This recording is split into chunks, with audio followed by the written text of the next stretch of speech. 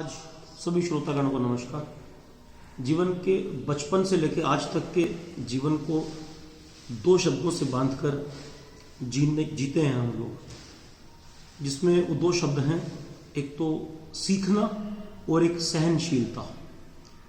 बचपन में हम अपने बच्चों को, या हम जब बच्चे थे तो शून्य नाम का एक अंक लिखवाया जाता था, हाथ पकड़ के शून्य लिखिए, एक लिखिए, दो लिखिए। बच्चा ये जानता नहीं है कि शून्य क्या होता है और कैसे लिखा जाता है। एक दो तीन जैसे अंक गणित को बच्चा जानता नहीं है, लेकिन जब एक माँ या मेरी माँ जब मुझे लिखवाती थी और आज मैं अपने बच्चों को लिखवा कर जब ये बोल रहा हूँ आपको, तब समझ में आया कि हम उसको सिखा तो रहे हैं लेकिन वो सीखना नहीं चाह रहा है।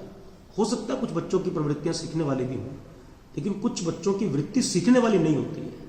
तो जानते हैं क्या करना पड़ता है, या तो बच्चे को सहनशील होना पड़ता है या सिखाने वाले को सहनशील होना पड़ता है, नहीं तो ताड़ना जैसी वृत्ति शुरू हो जाती है।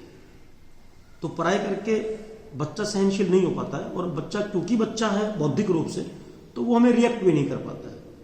तो कुल मिला के बात ये कहना चाह रहा हूं कि जब बच्चा सहनशील उसे बनाया गया ताड़ना देके, या सिखाने वाला सहनशील हो जाता है उसे सिखाने के लिए, तो दो बातें सामने आई, सीखना और सहनशीलता।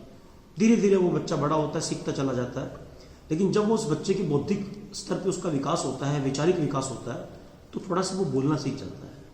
अब इमेजिन करिए और कल्पना करिए और दूसरा दृष्टिकोण देखिए इस बात का।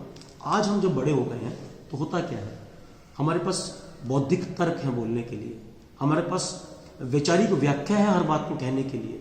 मेरा मन है मैं नहीं करूंगा, मैं उस प्रकार के तर्क दूंगा, मेरा मन है मैं कर दूंगा, तो मैं उस प्रकार की श्रद्धा का आविर्भाव सामने वाले को दिखाऊंगा।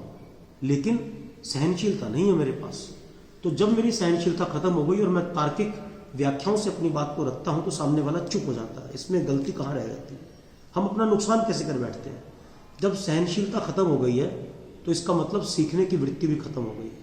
सामने वाला आपको कोई बड़ी बात कहने जा रहा है, सामने वाला आपको कोई ज्ञान की बात कहने जा रहा है, लेकिन आप असहनशीलता के कारण उस बड़ी बात को अपने तक आने से रोकते हो और अपनी बौद्धिक, तार्किक और युक्तिपूर्वक व्याख्याओं से उसको संतुष्ट कर देते हो।